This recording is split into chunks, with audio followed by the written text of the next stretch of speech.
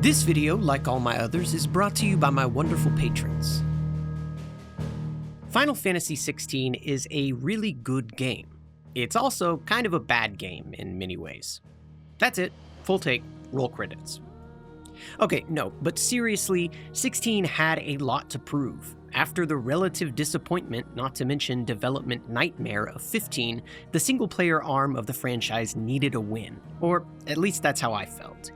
I had a lot of expectations for the game, having followed news of its development for the past 3 years since it was first announced. Ever since the first trailers, it was clear that the Creative Business Unit 3 was going for a major tonal shift when it compared to the other entries. Most of them, while often tackling serious subject matter, were generally more lighthearted and sometimes silly, if not in plot, at least in imagery. You guys are smiling now, but not for long! 16, on the other hand, was clearly going to have a flat, serious, more adult tone.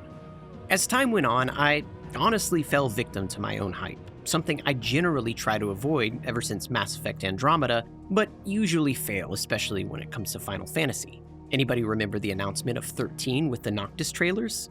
The graphics for 16, even outside the cutscenes, looked insane, and the icon fights, holy shit, don't even get me started.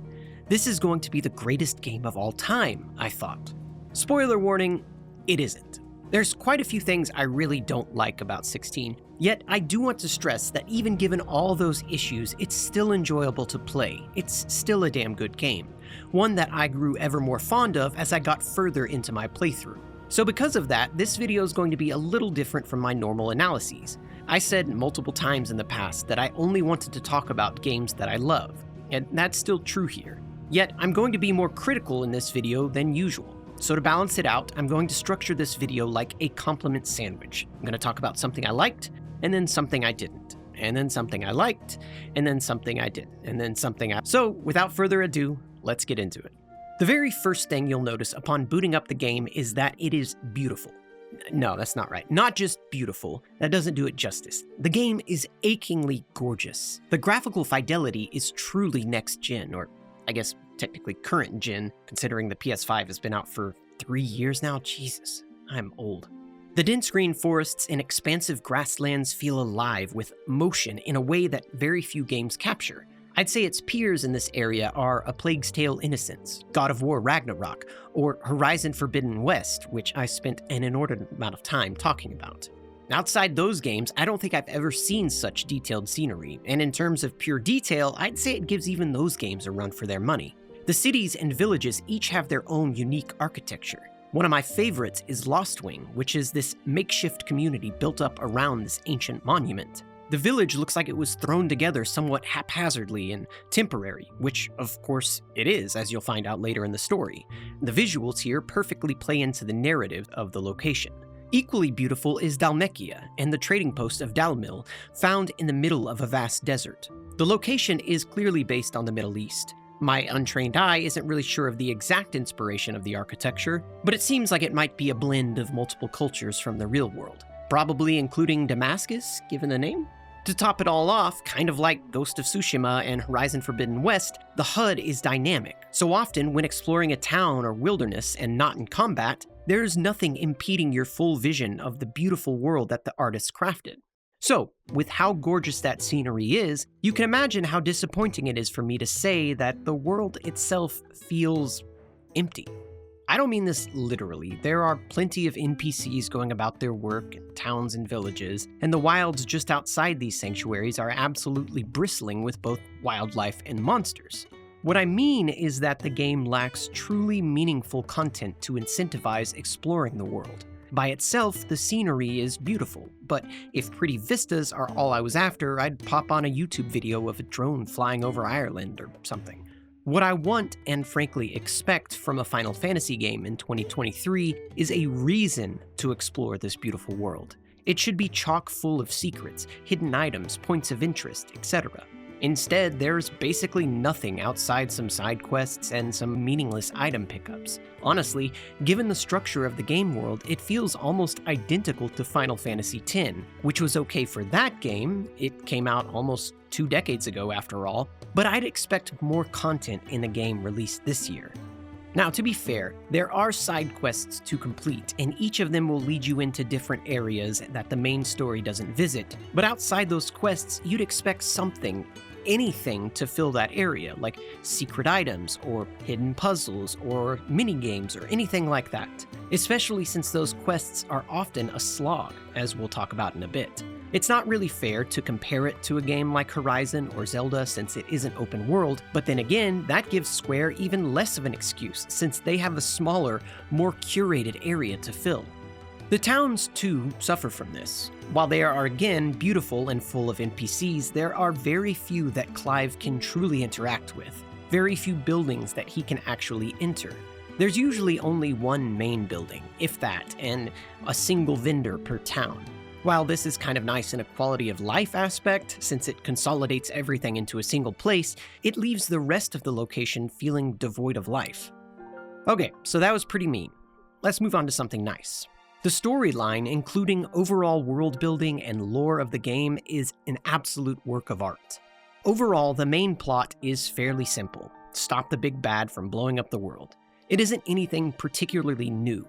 What is interesting and truly mind-blowing is the enormous amount of detail that the writers filled that fairly meager premise in to make it all feel real and meaningful, along with the way it's conveyed to the player. So let's start with the main story. Since this isn't a full retrospective, I'll try to make it brief. Plus, if I didn't, we'd be here all day. It's that deep. By the way, there will be spoilers here, so if you're not down for that, skip to the timecode below. Basically, the story revolves around two brothers, Clive and Joshua, and to a slightly lesser extent, their friend Jill. The brothers are princes, or whatever the equivalent would be for a duchy.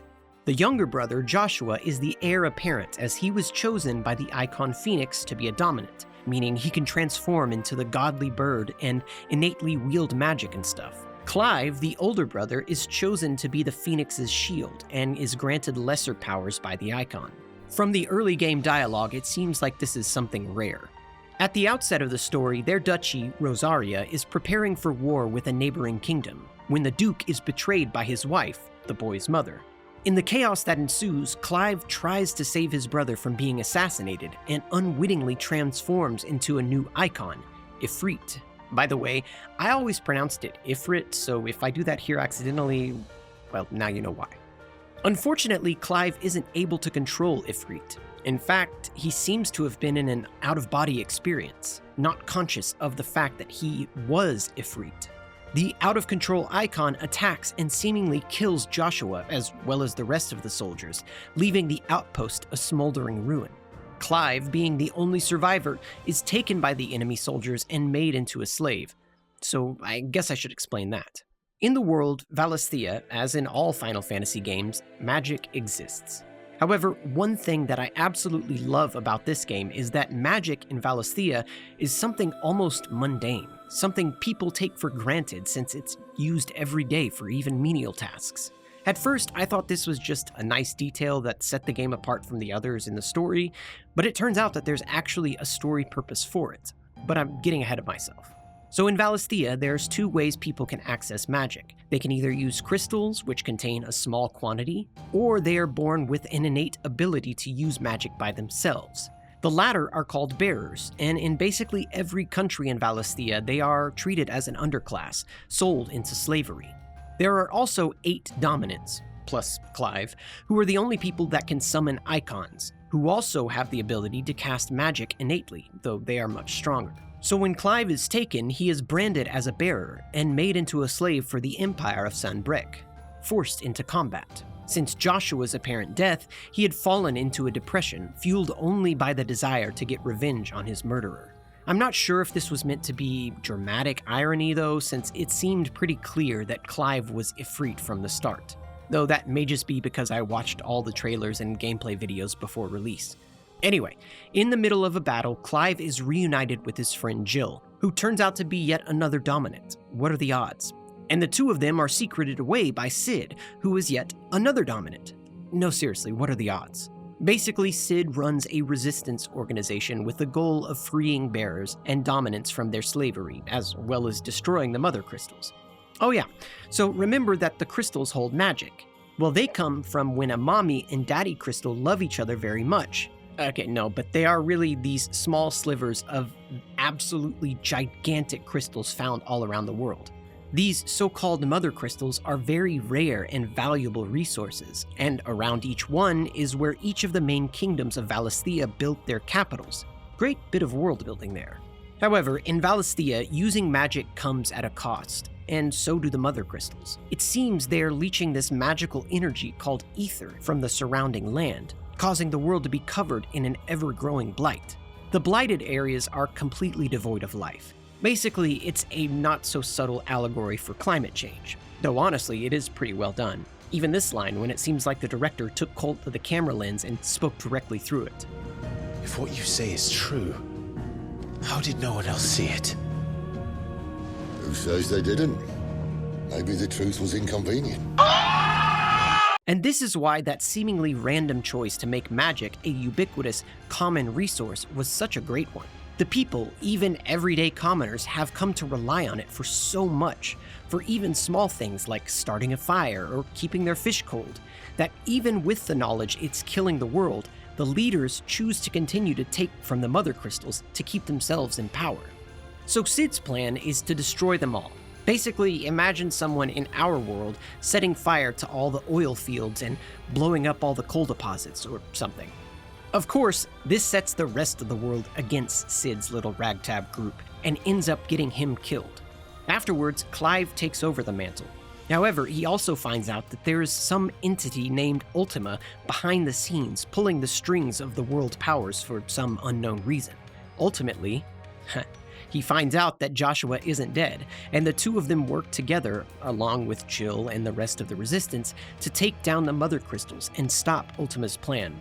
Not really going to get into the plan here because he basically just wants to remake the world for his own selfish desires. It's not really anything new, basically Thanos. However, his characterization is interesting.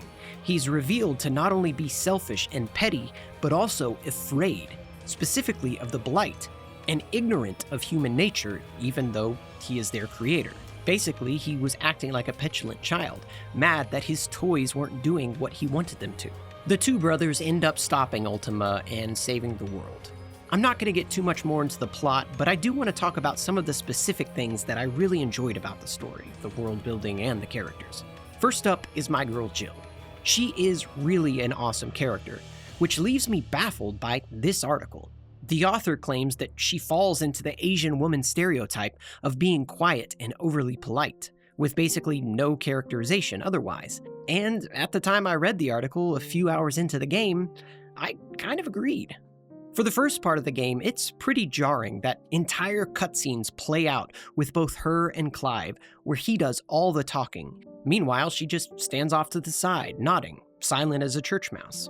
However, midway through the game, she's given the chance to take revenge on her captors, who used the threat of violence against children to force her into obedience. I'm vastly oversimplifying her storyline, as with all the other storylines, but it's really built up well throughout the first part of the game, and the resolution to it is extremely satisfying. You're right.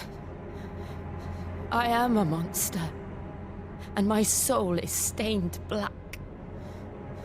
Though not by ether, but by the evil of men like you, who made me close my heart and drown in darkness when I should have raged against it. The devs pulled no punches. She straight up murders the guy. And after this, she voices her opinion and is overall a more active participant in the story much more often. So it's pretty clear that she was dealing with some extreme trauma and survivor's guilt that she had to deal with by ensuring that her captors never again were able to do those terrible things. And it's also pretty clear that the author of this article didn't finish the game before writing it, since they would have seen those things too. Another article I read, this one before the game came out, lamented the lack of non-white characters in the game, stating that it was racially homogenous, like some sort of all-you-can-eat mayo and white bread buffet. The devs commented on this, saying that Valisthea was supposed to be based on Europe in the Middle Ages, thus explaining the lack of diversity. Now, the article was wrong, but before I get into why, I want to say, the explanation from the devs is also dumb. A very similar line of dumb reasoning was used when the internet racists TM got all up in arms about the black elves and dwarves in the Ring of Power series. And I think it's just as bad here. It's a fantasy world, completely fictional. It's not like you're going for historical accuracy, since you wouldn't have giant fucking crystals and magic or any of the other fantastical elements elsewhere. So if you can include those, you can easily include other races and not affect the integrity of your world. No matter what its inspiration, it is entirely fictional. However, it turns out the article was completely overblown, since there absolutely are non-white characters in the game, and I'm honestly not sure why the devs didn't just respond by pointing this out. Dhalmekia isn't just architecturally inspired by the Middle East, its people are ethnically Middle Eastern as well. Granted, they do all have kind of English Cockney accents, but regardless, there are plenty of characters that you interact with in the game who are obviously non-white as well, including some significant recurring characters. However, in the author's defense, they are not really represented well in the main cast outside the blacksmith. One thing that really surprised me positively was that the game has an openly gay character, Dion. And not only that, but there are a couple of explicit romantic scenes between him and his partner, which, wow. It shouldn't be such a big deal for this to be included, but unfortunately it is. While there have been gay characters in games before, I've never seen one so open about the fact. Granted, I've not played every game there is out there. I'm sure you guys will be able to tell me more. But usually it's just implied with mannerisms or relegated to non-explicit dialogue or lore, even in a relatively progressive game like Destiny. The best part about Dion, though, is that being gay is not his entire character. It's no more a defining trait for his character than being straight is for anyone else. He's just a really great character who happens to be gay. While the story does slow for a moment to show his love for his partner, it does not revolve around it. He's also a prince, a son, and a leader of his people with his own strengths, foibles, and traumas that he has to work through. Seriously, name a more complete character in a AAA video game. I'll wait. I wrote that, and then I just realized that Aloy was confirmed gay and had a romance in the Burning Shores DLC, so progress. Finally, the last thing I'll discuss about the story is how all the information about the world is conveyed to the player. Not only is the plot long and involved with many characters, but the world is big in terms of its story, not literal explorable size. Every country has their own interests and machinations that develop both before and during the main story. They are often warring with each other, taking advantage of some hole that Clive's actions left in the world, or backstabbing their neighbors with espionage and counter-espionage. This is why I had to greatly shorten the story, because describing any given event requires delving into the backstories of all the nations and key players. It is a lot to keep up with. Apparently, the devs thought the same thing, and so they provided a few truly amazing ways for the player to keep it all straight. Sorry, Dion.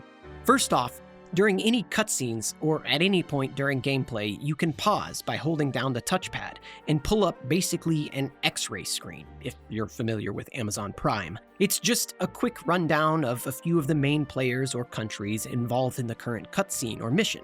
This is a dynamic thing that changes with each cutscene, and there are a ton. It's really helpful if you're listening to two people talk and you go, wait, who are these people again? I guarantee it will happen more than once. But that is like the Cliff's Notes, just a quick reference guide to the current goings-on. Back at the Hideaway hub, which we'll discuss later, there are two other means of keeping up. The first is Harpocrates, aka Tomes, aka Final Fantasy's very own Vakividya or Bife, in that he is a repository for all the lore you could ever want. As Clive progresses through the story, more entries are added and updated as further information is learned. All of the lore that you could ever want about Valisthea is contained here, organized and ready for you to just veg out and learn more about the world. It's a really nice system that has gone somewhat out of style in recent years. I hope games go back to it though, because it's sometimes nice to just sit and read lore as a break in between missions. The second is a dynamic map that shows all of the relevant events and movements of the various kingdoms' armies. There's so much information shown here, it's kind of insane.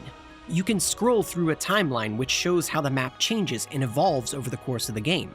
Seriously, great stuff. The same place also houses a sort of tree of all the characters, which show how they are all connected. I'm really happy that the devs decided to include these elements, as taking the time to explain every little detail in-game dialogue would have seriously hampered the pace and made an already long game into one that is unbearably so. So, with all that praise I just heaped onto the game, I must have really enjoyed all the game's story elements, right? Well, no, not quite.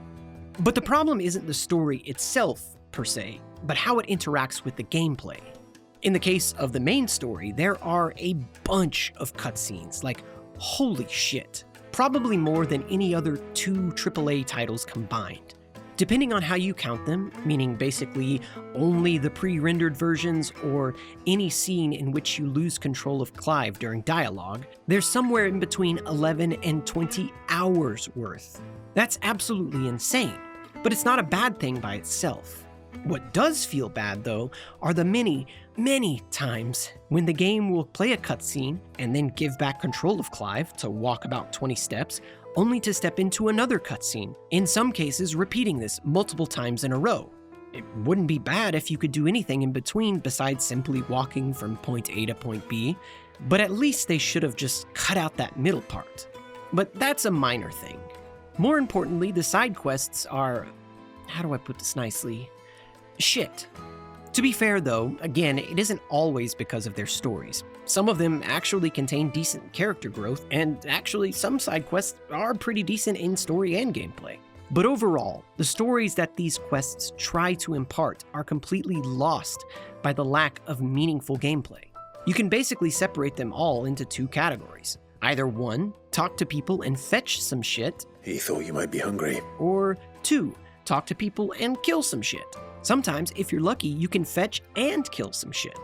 However, my problem with side quests, and honestly most of my complaints, is a symptom of a larger problem with the game as a whole. Namely, that there are very few ways the player can meaningfully interact with the world. I've counted them up, and no joke, this is it. Combat, picking up items, opening doors, buying and crafting items, and talking to people. And that last one is really stretching the definition of interaction, since the player gets no choice in the dialogue outside a literal handful of times. You just press the button to talk and watch the conversation play out. So while the impressive combat, which we'll get to in a bit, can carry a lot of the gameplay, after a few hours, the lack of diversity becomes very apparent. Think of a game like Witcher 3, where the player can do things like using Witcher vision to view tracks or scent trails, choose dialogue options, haggle for hunt prices, play cards, craft items, etc. By comparison, the gameplay of Final Fantasy XVI is very thin. This plays into the other issue I had of the world feeling empty. Control is often taken away from the player for even small feats, like jumping over gaps, even though there is a dedicated jump button. Shimmying on ledges and crouching under rubble all require no finesse or timing or any interaction whatsoever outside just continuing to hold the left stick in a single direction. In fact, there isn't even a freaking sprint button. You just, again, hold down the left stick until Clive eventually decides to start sprinting by himself. This is doubly weird since there is a sprint button when he rides the chocobo later in the game. You can really tell they were proud of the opening doors interaction because they pasted it all over the place. You have to press X, then hold R2 while a circle fills up like it's some great, awesome effort. I don't get it. There are some good side quests that showcase the excellent storytelling and take advantage of the meager interaction options. For example, the one where you get your chocobo, Ambrosia, back, and the stories of the towns of Northreach, Eastpool, and Lostwing are just a few that I have a particular fondness for. Sometimes, though, it kind of just feels like the devs really just wanted to create a movie or an animated series, and they just reluctantly bolted gameplay onto it. Okay, that's not totally fair. Let's discuss some more positives. The combat, in particular, is really well done, and the icon fights are some insane spectacles that, in general, provide some really good gameplay and eye candy both. Over the last few iterations of the series, Final Fantasy has gradually moved towards full action combat, and I am all here for it. I also really enjoy the turn-based systems like in 8 and 10, and the Gambit system in 12, which I will hopefully get to talk about someday. At the same time, though, I'm always happy to see the franchise branch out and try new things, and you kind of have to if your series is already getting into the high teens. The series' first real foray into action combat was back in 15, but where that game often felt clunky and damn near brain dead, 16 feels weighty, varied, and fast. If it feels like Devil May Cry, well, that's for a very good reason. The combat for 16 was helmed by Ryota Suzuki, who also worked on those games. It has a similar quick pace, asking the player to overwhelm the enemy with 1,000 split-second attacks in between some really well-animated special moves, and a tendency to take the battle airborne. In the game, it's revealed that Clive is special in that he can absorb power from other dominants, pieces of their icons. He can channel 3 of their power sets at a time and hot swap between each one quickly and often within battle.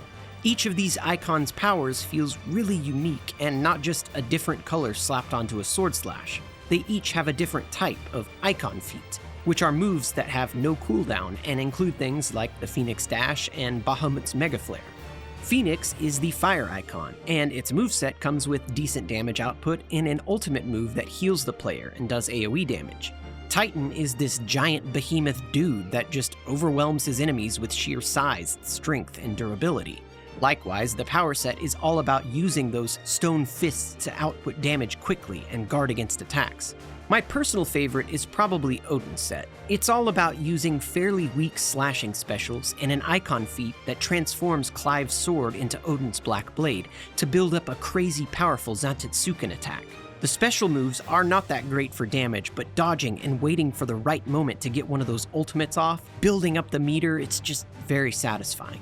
It's similar with Bahamut's feat Mega Flare. The ability gives Clive wings and allows him to float around the battlefield, building up the attack, which at full power rains down blasts all over the field for a good 15 to 20 seconds or so. Just like the Zantetsuken, it's really satisfying to get the attack to the highest level. If any enemy lands an attack on Clive, it knocks him out of the state and causes the progress bar to go back down. So it's a trade-off. You can let off a wicked powerful attack, but you have to get really good at dodging the enemies.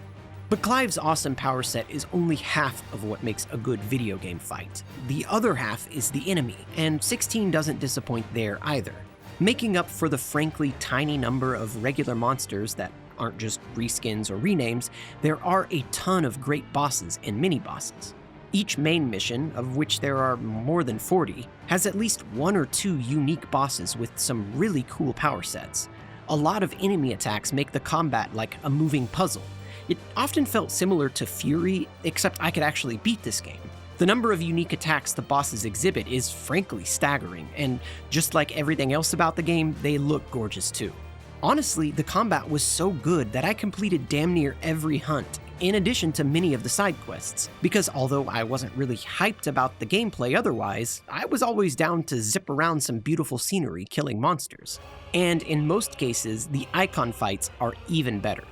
At first, I was disappointed that I couldn't summon Ifrit at any point, or summon any other icons at all, but the fights that were included more than made up for those omissions. Much of the fighting is similar, mechanically speaking, to fighting with Clive, but the spectacle and feel is completely different. Fighting Titan inside a giant cave feels absolutely, well, titanic. The visuals, the sound, and the feedback all combine to make the icon fights really feel like 2 giant kaijus battling it out. Now, not all of these fights are created equally. As Clive progresses through the story, Ifrit unlocks new abilities, so in general, the later fights are more dynamic. But comparing them is complicated even further by the nature of the fights themselves. If you watch the promotional material, you'll know that they are a seamless blend of sort of QTE and actual combat. This means that, to a degree, the fights are scripted, some more than others. For example, the Garuda fight at the beginning of the game is quite a bit of QTE and felt very constricting, more like a cutscene than an actual fight. A very beautiful cutscene, mind you, but still a cutscene. In contrast, the Bahamut fight is straight fire. You are only interrupted a few times, and each one meaningfully changes the fight. You'll switch between Ifrit and Phoenix as the 2 brothers tag team the Ultimate Dragon, and eventually they perform a fusion ha and take the fight to space. The entire fucking thing was just beautiful. So each of the fights is pretty different, which is a good thing. And no matter what else I say, each one of them is one of the most epic, gorgeous things I've ever seen. Yet, as good as all the combat is, even it isn't perfect. First, a rhetorical question. What element or set of elements makes a Final Fantasy game exactly? Over the years, the series has morphed and evolved, crafting new characters, new stories, new worlds, new fighting systems, and new magic systems and summoning, everything. So is it just a general sense of fantasy mixed with magic and chocobos? Or are there more concrete things that make a game a Final Fantasy game? I think, rightly or wrongly, there are some general unspoken expectations for an entry in the series. Or this could just be a me thing and I'm being an entitled capital G gamer. I'm sure you'll let me know in the comments. But for me, I think the main things that define the series are 1. A fantastical or fantastical adjacent setting. 2. Specific cameos of characters and creatures like chocobos, moogles, kakitar, etc.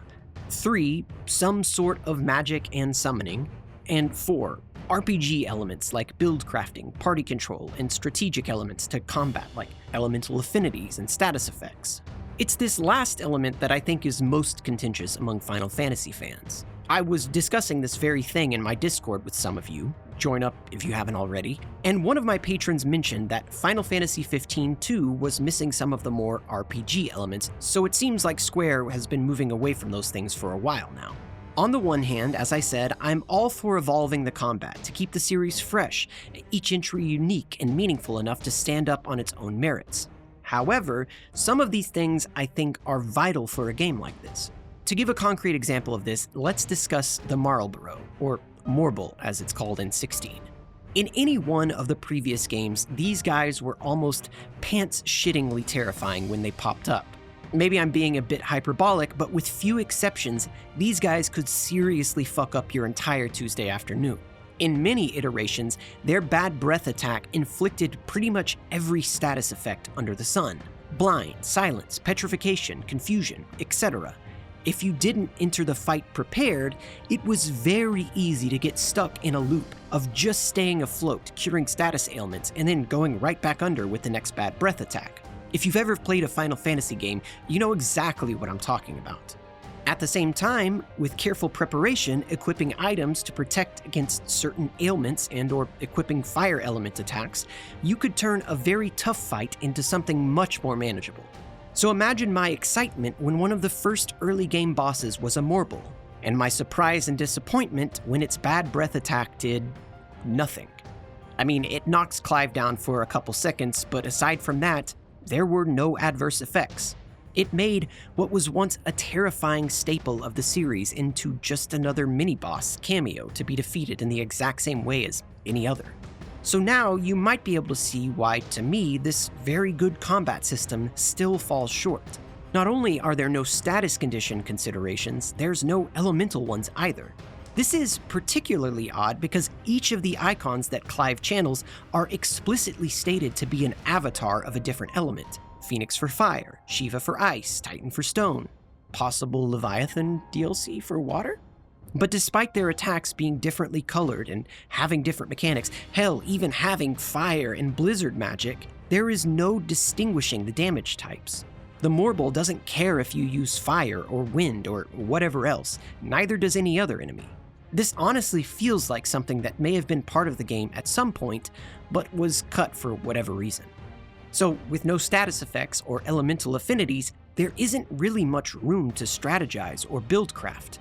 In a previous game, you might have had a whole figurative closet full of different pieces of armor and weapons that you might have adjusted given different encounters. But for 16, in the case of swords, there's only 2 numbers to look at, damage and stagger. And even then, there's almost never a case where a new weapon will be worse in either category. Indeed, even though Clive will often get new weapons or armor pieces throughout the game, there's never an opportunity cost to equipping the new piece or a reason to keep the old one. This is really a shame and again feels like something that may have had more depth at one point, but was cut back during production. The result feels like this vestigial limb, barely hanging on for dear life. Okay, now on to something positive. You can pet the dog. This, by itself, raises the game's grade by an entire point in my book. In the game, the main group of friends help to raise a wolfhound named Torgal. He is the goodest boy and follows Clive throughout the entire game, even when he's sucked into a magical rift in space. He's actually the only party member that Clive has any control over, too. You can tell him to attack, heal you, or just launch a small enemy up in the air, which is kind of hilarious. Plus, like I said, when Clive is walking around in a peaceful location like a town, he can pet Torgal and even give him treats. Why, the beast has the appetite of a behemoth. Just this very morn, I found him with his nose buried in my nuts. There's even an achievement. Take notes, game devs.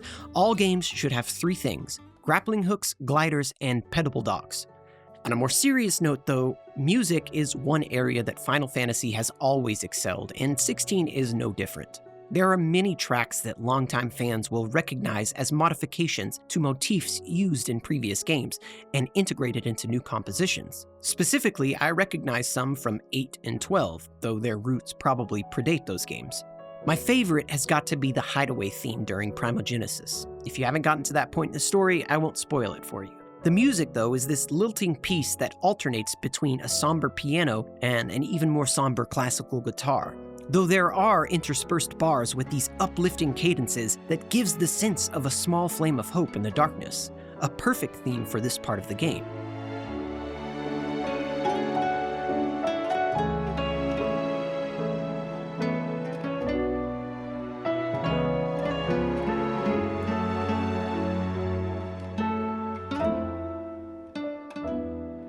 Many of the tracks have that same classical guitar playing the melody against hand drums with wide choral groups in the back, reminiscent of the Witcher 3 soundtrack. Definitely gives the medieval European vibes that the devs were going for. Now, my final complaint about the game is its performance on the PS5 and the lack of meaningful settings options. On the PS5, you'll find 2 graphical modes available, as with most games: performance and quality. However, unlike most PS5 games, performance mode does not lock in 60 FPS for the vast majority of situations. Exploration hovers closer to 30 to 40, while combat does seem to be closer to 60, though it achieves this by dynamically reducing the resolution to as low as 720p. Yikes. The result sometimes makes the extremely fast-paced and busy combat momentarily indecipherable. There's so much visual information on screen at such a low resolution that it's hard to tell up from down. The greater problem is that there are very few ways for the player to manually tweak things to get their desired performance. Granted, console games usually have fewer visual features than PC, and I'm sure we'll get many of those things when the port is released. However, even for a console game, the graphical and visual options are woefully inadequate. There are exactly 2 graphical settings options: the performance quality toggle and a brightness slider. That's it. No HDR settings, no FOV, nothing. So the only way to turn off the god-awful motion blur in quality mode is to just not play on quality mode. Get fucked, I guess. Also, and this isn't really a bad thing, but the photo mode is not located in like the normal place that you would expect, like the options menu. It's, for whatever reason, located in the character status menu at the very bottom. It's super easy to miss. I want to end on a good note, so let's talk about the Hideaway. 16, along with many other modern games, has a hub destination. This place serves many purposes. For the narrative, it's the final stop on a sort of underground railroad for bearers escaping slavery. For gameplay, it's where Clive and the crew usually go in between missions to stock up on supplies and discuss strategy, or just relax and listen to tunes on the jukebox. But there's a lot more to it than that. We've already discussed the lore nodes, but there are a bunch of other neat things in the Hideaway to explore, especially in the second iteration of the place. First up is the hunt board. The hunt system was one of my favorite parts of Final Fantasy XII, so I'm really glad it made a comeback, though it may have been at the expense of any other minigame, so I'm a little torn. There's even a vendor that tracks Clive's fame and awards him for completing hunts and other side quests. One of the best features of the Hideaway is this fallen slab thing that allows players to replay previous stages, compete in time trials, and even practice in an arena with a surprising number of customization options. In the latter, you can change the enemy Clive practices on, toggle its aggro, toggle damage to the enemy, or Clive, and a bunch more. It's kind of bizarre how many options there are there and how few there are in the actual options menu. All of these are great to practice the fast-paced action combat and to just experience some of the truly wonderful main missions again. My only critique is that I would have liked to see a boss fight replay option where you could just skip the entire stage and go straight to that fight, mainly because those are the best parts. I don't know, maybe I just missed this option. In addition, there's a normal gear vendor as well as the blacksmith to craft gear, and Clive even has his own room where he can collect things from some of the more memorable events in the game and receive letters from NPCs sometimes thanking him and sometimes asking for help. It's a fantastic hub, and did I mention it's beautiful? I mean, I really love the mechanical clanking of this lift.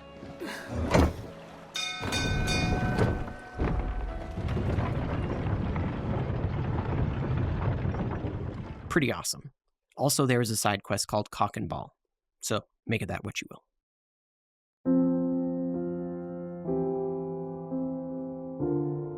All in all, while Final Fantasy XVI didn't quite live up to the hype that I had built up in my own mind pre-launch, it was still a wonderful game. Honestly, part of that is my fault for falling for the marketing. There is plenty to love here, from the deep character progressions to the rich world building, from the bonkers icon fights to all the dog petting you could ever want. I mentioned a bunch of the things that I didn't like about the game throughout this video, but I honestly think the positives more than outweigh the negatives. Otherwise, I wouldn't have made this video.